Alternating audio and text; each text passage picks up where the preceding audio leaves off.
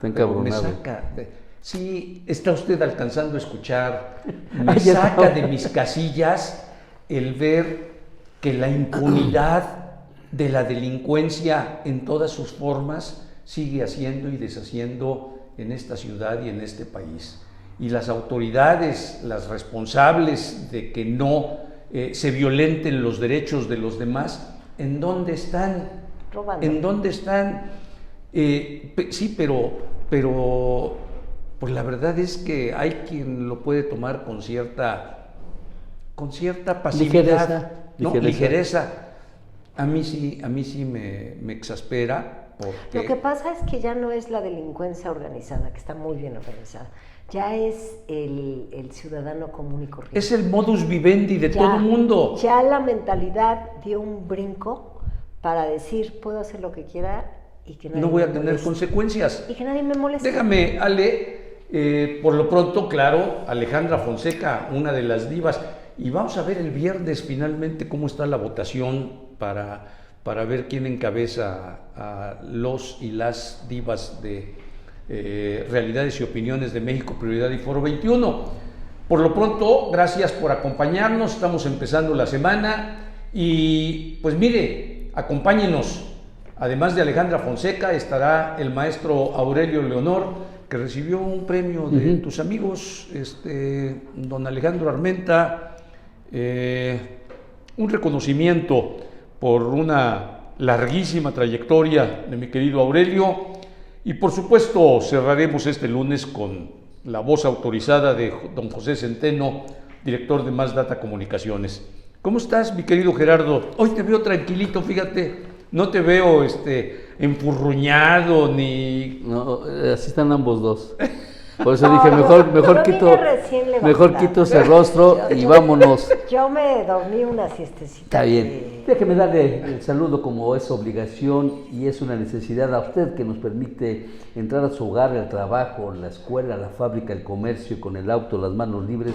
Gracias, mil gracias, porque a usted nos debemos, como a nuestros invitados, el grupo de patrocinadores que va creciendo y a este equipo de producción. Y ya que estás hablando, tocaste el tema, Leo, de ese encabronamiento, y voy a usar la palabra textual, de la serie de acontecimientos de impunidad, de que la delincuencia parece que tiene charola para delinquir, valga la redundancia, y donde las autoridades, tanto del Estado como del municipio, ya que decir de la Fiscalía o de la Secretaría de Seguridad Pública, no las vemos. Es el tema de mañana de Rumor Sin Fronteras.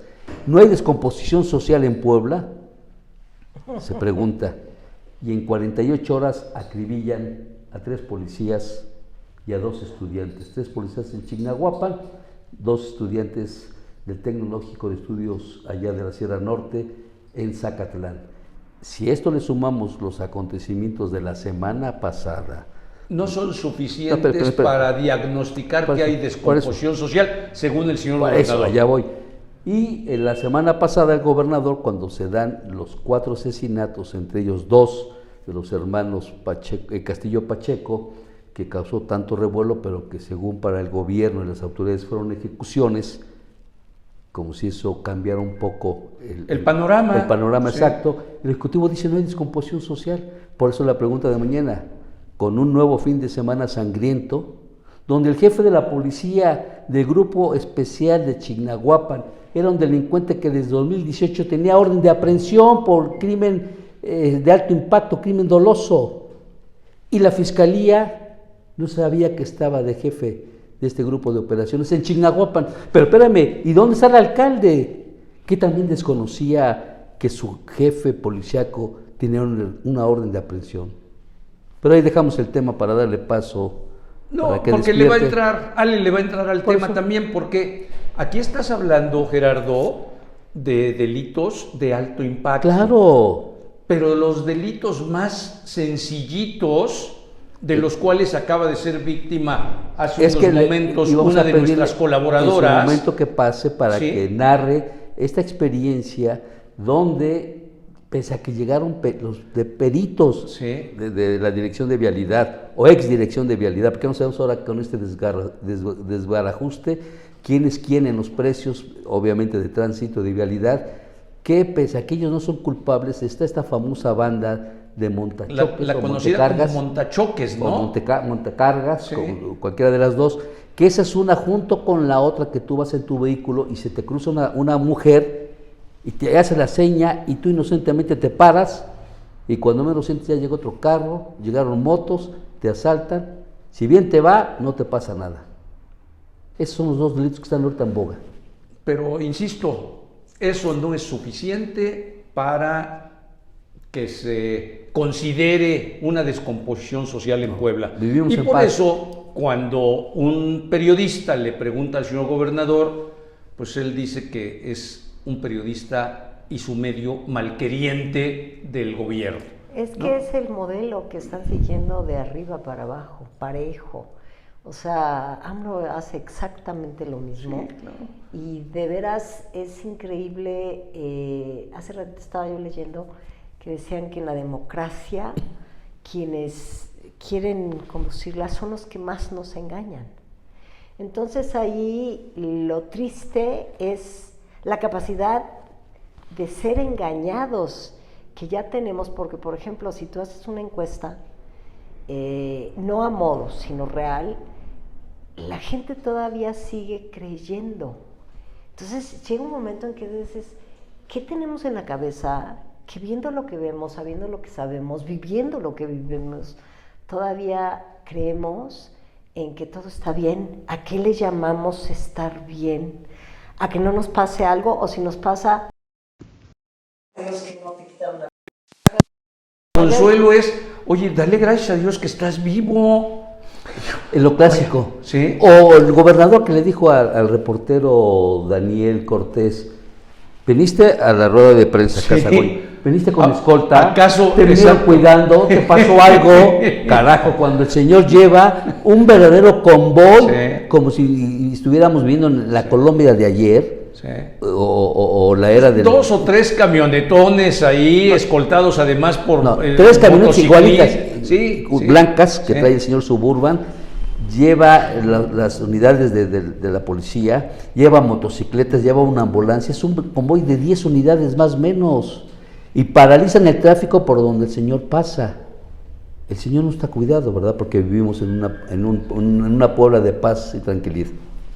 Sí, yo creo que es algo que, vuelvo a insistir, los medios de comunicación somos los que tenemos que crear conciencia, porque es entre ciudadanos. Ya la figura política está total y absolutamente devaluada. Desde Rebasada. hace mucho, no desde ahorita. Sí, no es de ahora, Desde hace- claro. No, Sí, no. pero ahorita ya es un cinismo que de repente, y yo a veces me pregunto, si la gente lo está viendo, ¿qué pasa en su cerebro para que de repente lo niegue? ¿Sí? O sea, es algo que a mí me admira, porque el autoengaño está llegando a unos límites en donde, ¿qué pasa después del autoengaño? ¿Qué hay después del autoengaño? Una cosa es que te quieran engañar, otra cosa es que tú te engañes a ti mismo, pero ¿qué pasa después de ese autoengaño de ti mismo? ¿O qué tiene que pasar para que nos quitemos la venda de los ojos y digamos, es verdaderamente una desgracia lo que estamos viviendo? ¿Qué tiene que pasar? ¿Que te llegue a alguien cercano a tu familia? Solamente. Fíjate, yo me hago mucho bolas con eso de que, por ejemplo, una niña de 21 años la encontraron en la carretera de Cuautla. Otra de 20 y tantos años también se tuvo que aventar de un taxi Sí, en ni México. en marcha. Y llega un momento en que de repente tú dices, ¿y qué reacción hay de los jóvenes? Porque les está sucediendo a ellos.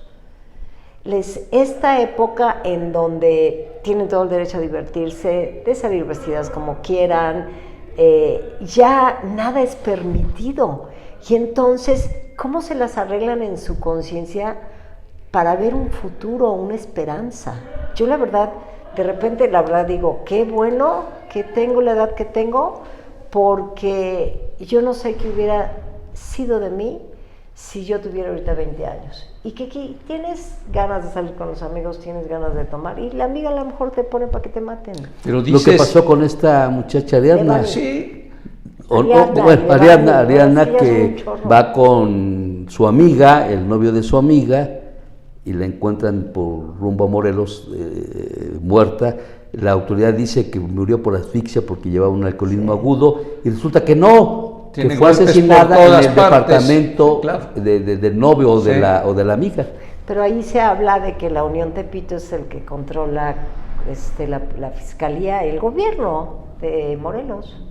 No, pero esto fue en la Ciudad de México. Por eso, pero la Fiscalía de Morelos dijo eso porque no querían... Ya. Entonces, llega un momento en que, de veras, con que tengas, mi hijo siempre dice, con 2 neuronas que tengas conectadas, la haces. Pero tú dices, ¿qué pasa en su conciencia? Sí. Yo más bien digo, ¿qué pasa en su inconsciencia? Porque está adormecida esta buena parte de la juventud que además está sufriendo los embates brutales de esta delincuencia que no tiene control. Sí, pero hay que agregar que son ellos los que van a ese matadero, valga el término, porque si saben que 2, 3 de la mañana, 4, si sales totalmente alcoholizado, ya sea que vas en tu carro o pides un taxi, un Uber, estás condenado a eso, Leobardo. Es que no saben. Estás condenado a eso. Los es que es tanta la les información. Dicen, pero ellos saber es tener conciencia de algún tipo de conocimiento, pero ellos no saben. No quieren, no, sí saben, lo que pasa es que no quieren y retan al peligro, sí, juegan a la ruleta rusa. Dicen, bueno, yo puedo... a mí no me va a pasar nada. Sí, yo puedo salir con mis cuates y no pasa nada. Sí pasa. Claro. Entonces ahí es donde volvemos a lo mismo. Los padres... Estaba yo leyendo un artículo en donde decía que los padres de antes nos tenían, bueno, a mí me tenían con exceso de reglas, pero las rompías. Pero las rompías no a tal medida, pero había ese... respeto. Esa autoridad de parte de los padres, de los tíos, de los abuelos que te decían. Y ahora están los padres jóvenes en el polo opuesto. Le voy a dejar hacer lo que quiera porque a mí me hubiera gustado que me dejara hacer lo que quiera. Y le voy a dejar que tome, preferible que sea acá en mi casa, que otro clásico de adolescentes, ¿no? Y yo le voy a dejar a que, bueno, si se declara gay, bueno, pues que le cambien el sexo a los 14 años y si te arrepientes. O sea, llega un momento en que dices... Esta generación de padres que ya son abajo de nosotros, ¿qué les pasó? Es que cambió diametralmente de una autoridad en la familia, vamos a decir, rígida, dura, que no daba concesiones. No. Obviamente, pues tú sobre todo, que siempre has sido una fichita, pues la brincaste con... Rebelde. Sí, porque ¿no? ya la está usted poniendo en qué carril. A ver, no, estamos diciendo las cosas como son, ¿no? Sí. Sí, pero yo hacía lo que quería. Mi papá me decía, saca 10 y haz lo que quieras. Sí. Pero ese sacar 10 era el límite. Ese sacar 10 significa estudia, significa... muchas cosas, que ¿no? Cumplías con responsabilidades. Cumplías. Sí. Y después, bueno, pues se te daba, sí. Y entonces tu papá te decía, pues está bien, pero jamás te dijo, emborráchate acá junto de mí, o sabes que trae a los galanes a dormir contigo acá y no pasa nada. O sea, no, había margen. Sí. No, mi papá nunca fue estricto, había un margen, pero estaba el amor de por medio en donde cuando pasabas ese margen, te perdías el cariño. Estaba el amor, el cuidado y la atención de los padres. Y de los hijos el respeto. Y de los hijos el respeto. Es que hoy lo que no hay, hoy ya no lo tenemos. A los hijos, hoy a estos jóvenes, les vale si llegan o no llegan. Sí, se les concede todo, absolutamente. Y lo que dicen los padres, nada más llama a mi hijo, no me dejes toda la noche en vela, nada más llámame que estás bien. Ese es el gran consuelo de los padres hoy, que les avisen. En nuestra época no teníamos celulares, pero ahorita tú tienes, así es que háblame o contéstame. Claro. ¿Y esa es la medida? Pues yo me acuerdo que iba por mis hijos a la disco, o sea, pues a veces a la 1, a las 2 de la mañana, pero allá iba yo, ¿sí? O sea, Digo, y no porque yo sea ejemplo de nada, pero sí que era pues otro... Tu formación. No, y a los padres, a los que somos hombres, los padres nos decían a las 12, máximo. Si no llegas, te la pierdes. Y uno hacía circo y maroma teatro para estar a las 12 de la noche. Y es que si ahora, ¿qué era eso que tú dices, si no llegas te la pierdes? De veras era un contrapeso Sí, a porque te la a cumplían. toda la libertad que querías hacer. Claro. Pero ¿qué era lo que te perdías? Eran otros permisos. Claro. Era el que te dieran dinero para salir. Era el que te consintieran, el que de todas maneras te trataban bien, pero estando castigado ya entrabas a otra dimensión. Se acababan las canonjías que uno tenía.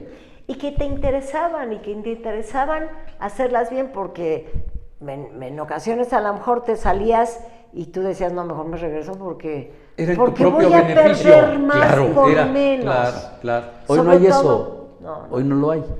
Así. Pues, la realidad, aunque nuestros gobiernos insistan en que no está pasando nada, la realidad es que es verdaderamente pavorosa la exposición a la que todo mundo, no nada más los jóvenes, pero los jóvenes quizá un poco más en función de la falta de madurez, claro. ¿sí?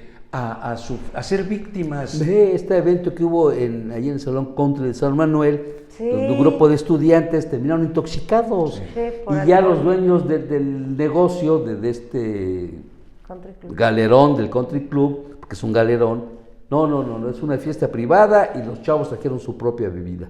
Se deslinda. ¿Dónde está el gobierno municipal? ¿Dónde? Conforme terminaron intoxicados, ¿y si se muere alguno? Sí, no estamos midiendo la verdadera dimensión del problema que estamos viviendo. A ver, La lo que cosa pasó es también, ¿qué pasa después de esto? O sea, ¿Qué estamos viene? así, ¿Qué viene? después de esto? ¿Cuáles son las consecuencias de no atender esto? Principalmente los padres de familia. ¿Cuáles son las consecuencias y cuál es la consecuencia de nosotros como ciudadanos? A ver, Porque la autoridad brinca de un lado a otro. Claro, Zacatlán, este grupo de estudiantes del tecnológico estaban en una famosa cervecería de venta de chelas, eran las 12 de la noche llegaron los cuates en motocicleta, los rafaguearon, 2 muertos y 9 estudiantes lesionados, de 18 a 23 años de edad. Pues, ¿qué hacer? Yo no me puedo imaginar, bueno, sí tuve la pérdida de un hermano mío por accidente y sí sé las consecuencias que hay en una familia cuando hay una pérdida de un ser querido. Pero no es solo una familia, son varias las familias Por que eso, se destruyen. Ahora, con estas acciones que rafaguean a jóvenes, ¿y las familias qué hacen? O sea, ahorita yo quisiera ir claro, no es debido, pero preguntarle a la señora, ¿y cómo cambió su mentalidad después de esto? La señora, la madre de uno de estos muchachos debe estar deshecha y quizá no se reponga nunca. No, nunca te de repone. esa Mi tragedia. mamá nunca se repone, ¿Sí? se repuso, nunca se reponió, nunca se repuso.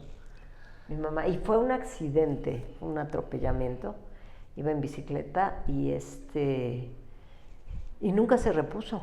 Y además, se rompe la regla cuando el hijo muere antes que los padres. Sí. Esa regla que no es regla, pero que por regla primero fallecen los padres y luego los hijos. Hoy está haciendo a la inversa. El padre entierra a un hijo es romper la regla. Lo vemos con esta señora Irene, la mamá de Fernando y de Alejandro Castillo Pacheco. Ahí ya como humana. Sí, como estamos un ser hablando, humano, sí. Al margen de todo lo que podía haber atrás, ¿sí? Ejecutados o no ejecutados, venganza, no venganza, y ya quedó sola, no porque se le murió el marido, ya se ejecutaron a sus 2 hijos, ya queda sola, con su conciencia. Yo recién vi la película que me encanta, la del Padrino. Bueno, ves que son 3. Sí.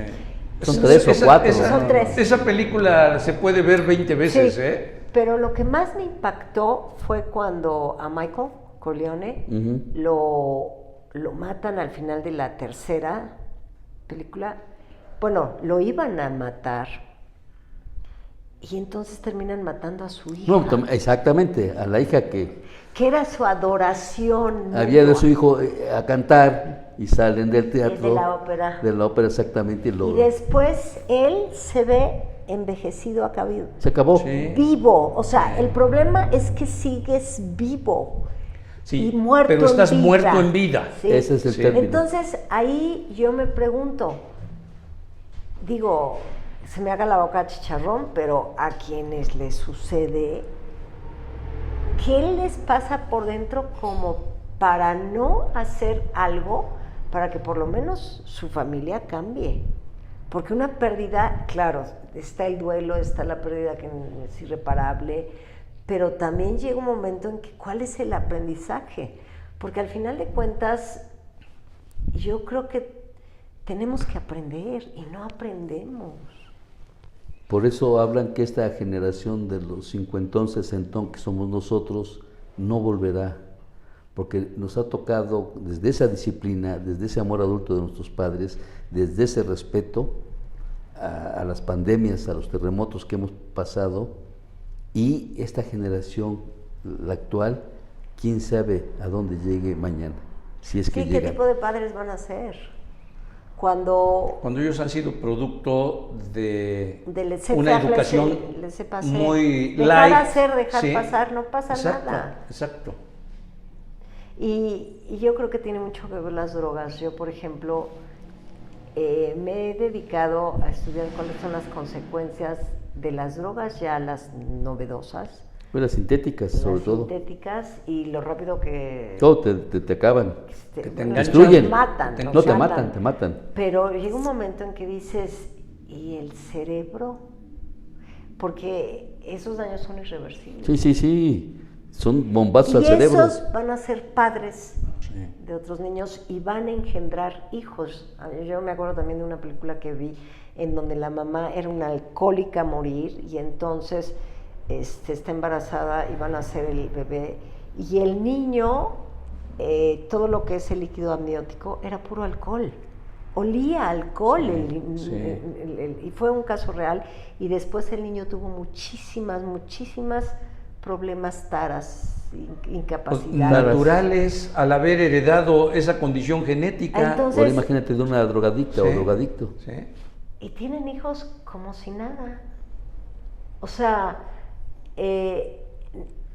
no hay no hay la conciencia de que nos cuidamos para no ser padres a esta edad, a los, 17, 18 años, sino que es la inmadurez, más aparte las adicciones. Ahí están los niños y son los que siguen de generación. Esa es, por desgracia, y además lacerante, terrible, infernal, diabólica, no sé cómo llamarle, lo que nos espera o lo que les espera a estas nuevas generaciones con este boom de las drogas, que además antaño, recordemos, la marihuana era lo clásico para todas. No, hombre, cuando alguien hoy era un juego de niños. Era la coca. Era el susto, era el...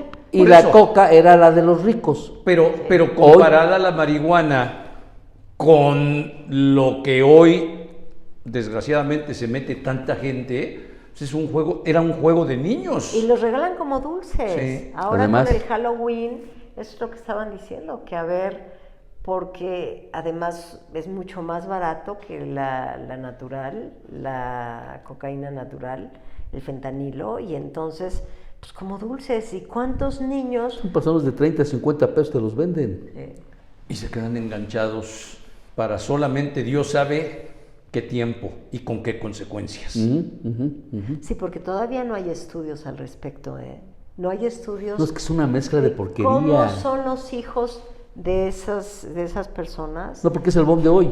Sí. Todavía no se sabe qué mañana va a haber con ellos. No hay estudios. Exacto, Ahorita solamente hay el rollo de que son adolescentes, la adolescencia se identifica precisamente porque somos puras emociones. Sí. Las neuronas no hay dos. Hay dos conectadas, pero se las tienes que conectar a fuerza, por lo menos, aunque sea reflejo. Pero sí, llega un momento en que dices, nosotros ya sabemos qué consecuencias tuvo nuestra generación y ya sabemos qué consecuencias tuvimos como padres. Porque pero ya, no sabemos las que van a tener los que vienen. Estas nuevas generaciones en sus descendientes. Y después viene el tema, el que últimamente me he dedicado mucho, es cómo surgió el ser humano. Entonces te pones a leer que el Homo neandertal es Homo sapiens neandertal, porque además fueron los primeros artistas, los que primero dibujaron, Sí, ¿no? sí.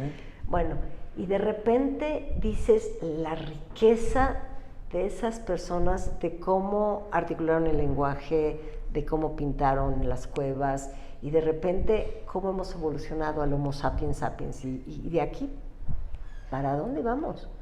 ¿Qué pasa después de este Homo sapiens sapiens que domina el mundo, que todo lo tiene a sus pies y que se está destruyendo? Nos estamos destruyendo. Es un enigma sin duda.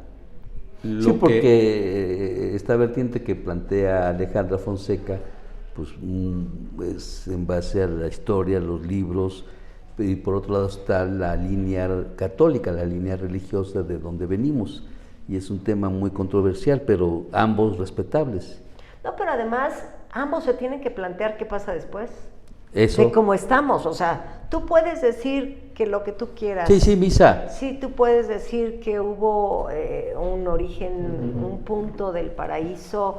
Lo puedes decir, lo puedes hacer como tú quieras y mandes. El problema es después de esto. ¿Qué sigue? Y ahí es donde, ¿quién? Porque la religión también no ha fallado, no ha hecho gran cosa para remodernizarse, para reinventarse, para adecuarse a los nuevos tiempos. y la nueva problemática. Lo intentan, pero son intentos muy cortos, que se pierden ante este vorágine de acontecimientos que estamos viviendo, porque lo hemos dicho, en Puebla, ¿cuándo habíamos visto, hablando del estado de Puebla, colgados, pozoleados, descuartizados, ejecutados? No. Y hoy es el pan de cada día, ya está dejando de asombrarnos esta barbarie que vivimos. Ya no hablamos a nivel nacional, sino hablando a nivel pueblo. Ahora, lo que yo me pregunto es, por ejemplo, tú tienes un niño de 3 años y de repente estás en un centro comercial y entonces te tienes que echar al piso porque están baleando. Sí. Y después sales y ves colgados. ¿Qué explicación le puedes dar a tu hijo? Ahora sí, yo no tengo idea de cómo a un niño de 3 años, de 5 años, de 7 años... No se lo puedes explicar. No se lo puedes explicar porque no. Si no lo entendemos nosotros, Sí. un niño de 3 años, ¿qué va a entender, hombre? Menos. ¿Sí? Menos. En fin, oye, dice Luis Soriano, Mr. Human Rights. Ay, Saludos Luis. a mi admirada Ale Fonseca.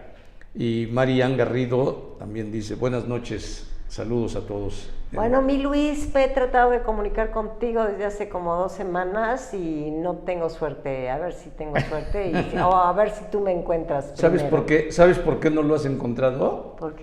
Porque ya también anda flotando en las nubes de la divinidad, Luisito Soriano. Sí. Por cierto, hoy habló. Sí. Se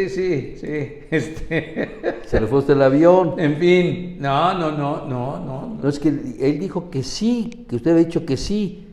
Me habla posteriormente y digo, no, porque tenemos un desayuno el miércoles. Ah, cierto. Por favor. Espérame. Bueno, es que... Ya que está hablando, si no va a creer que yo estoy choreándolo. Espérame. No. Luis, a la hora que me llamaste iba yo conduciendo el coche. Eso no tiene que ver. No, sí tiene que ver porque no estoy viendo la agenda. ¿Sí? Y sí, efectivamente tenemos otro compromiso. En fin, ya lo platicaremos más tarde, pero en principio no nos vemos el miércoles, Luis. Ale, pues, ¿por qué no cierras esta intervención tan triste con algo que pudiera ser alentador? Tú que sabes de todo esto respecto a la conducta humana y que te ha tocado vivir y trabajar además con situaciones tan duras durante tantos años.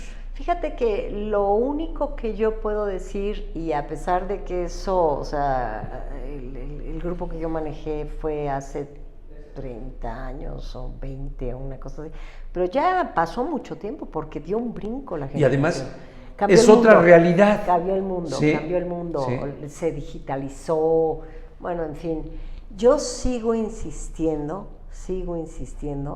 que el mayor bien que le puedes hacer a un niño, a un joven, a un adulto, a ti mismo, es ir hacia adentro.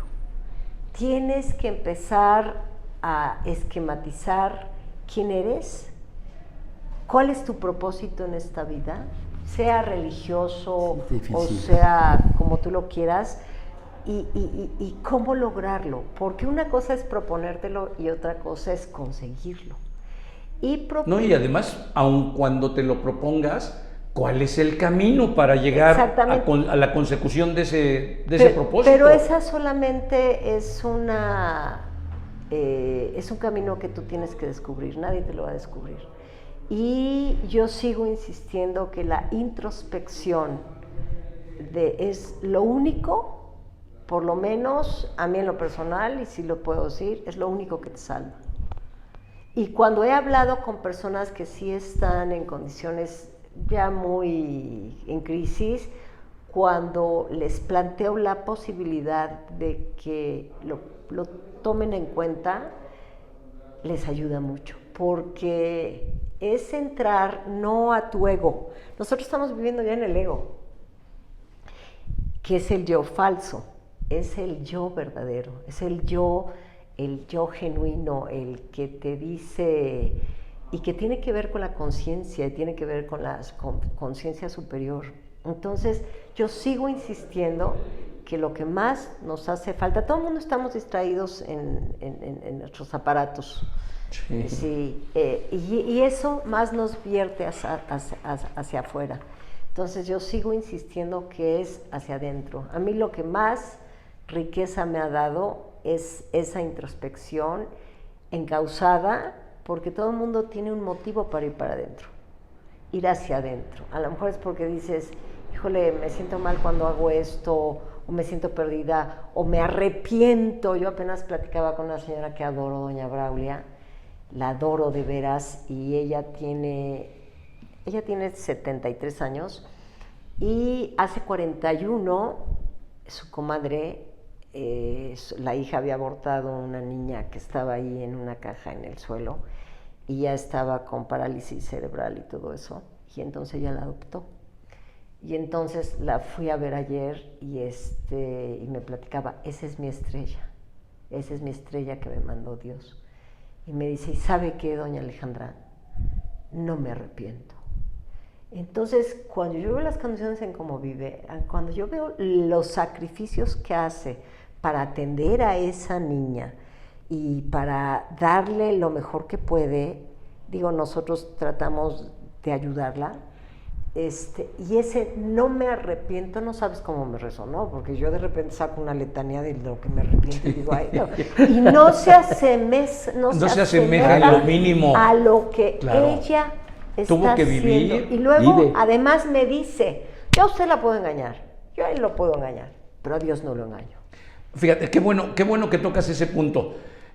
¿No sería una posibilidad de ayudarse, el involucrarse en cualquiera de las religiones, porque las religiones al final, aunque hay mucha manipulación, son salvavidas? Sí, pero no es un posible camino. Sí, porque te dan respuestas, claro. Y cuando no te las dan, entonces tú las tienes que buscar. Las encuentras, claro. Y no es una sola religión, por eso digo. Es la espiritualidad, eso es el vertirte hacia adentro. Por eso a mí me impactó cuando ella dice, yo la puedo engañar a usted, yo lo puedo engañar a usted. Yo me puedo engañar, pero a Dios no lo engaño. Hijo, yo de repente dije, ¿esta señora de qué está hecha? Sobre todo y no me arrepiento, me lo dijo con tal autoridad, con tal presencia, con tal, de veras que a mí con me tal sembró, vehemencia. Sí, que yo dije, híjole, yo con mi pinche letanía me pongo de pie. De arrepentimientos, sí. Que yo dije, y no tengo en lo más mínimo, ni tantito así, lo que de ella está comparación en lo que En ha sido la todo, vida de en doña todo. Braulia con tu vida. Y la ves feliz y la ves sonriente y está su hija en un cuartito donde se les mete el agua de lámina y le pone cobertores para que no les llegue el frío y cómo le habla y cómo todo. Y yo dije, es que yo casi me pego en la pared y decirle, apréndete. No tengo nombre, no tengo nombre. Apréndete esto, pero es viajar hacia adentro, hacia ese no me arrepiento, cómo resuena en ti. Y es donde, porque hay dos cosas que siempre dicen, lo más importante, y lo dice la PNL, dice, lo más importante es cómo te hablas a ti, en ese orden, y después cómo le hablas a los demás, pero tienes que empezar cómo te hablas a ti. Tú. Y ese viaje hacia el interior es cómo me hablo a mí misma, no a mi ego, sino a mí misma. Y yo no me arrepiento, me hablo a mí misma, decir, apréndetelo bien, aprende el mensaje. Y hasta ahorita está la bolita rodando. Muy bien. Ale, buena reflexión derivado de todo lo que estamos viviendo en ese orden que además, pues finalmente es el más importante para cualquier ser humano. Aunque vivamos distraídos en lo material, pues lo más importante es nuestra tranquilidad espiritualmente hablando. Sí. Gracias. No, gracias a ustedes. Ale, Vamos a una corte. breve pausa, vamos a regresar para que don Gerardo Pérez García, el mago septién de la política, se luzca con sus conocimientos en lo que llega Aurelio Leonor Solís. Regresamos en 2 minutos.